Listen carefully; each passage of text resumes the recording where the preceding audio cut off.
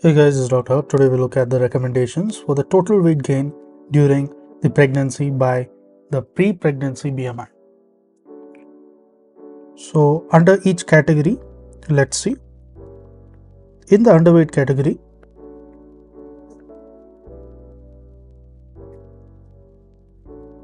what do we have? Underweight category refers to less than 18.5, and the total weight gain by range is going to include, it is about 12.5 to 18 kgs. Next is the normal weight. So in terms of the normal weight,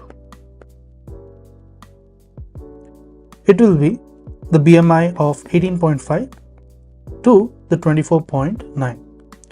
And here the total weight gain range is going to be 11.5 to 16.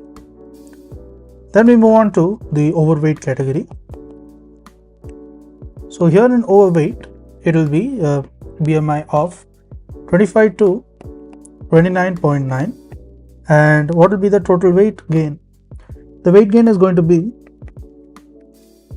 this will be something, around 7 to 11.5. Lastly, we look at the obese individuals.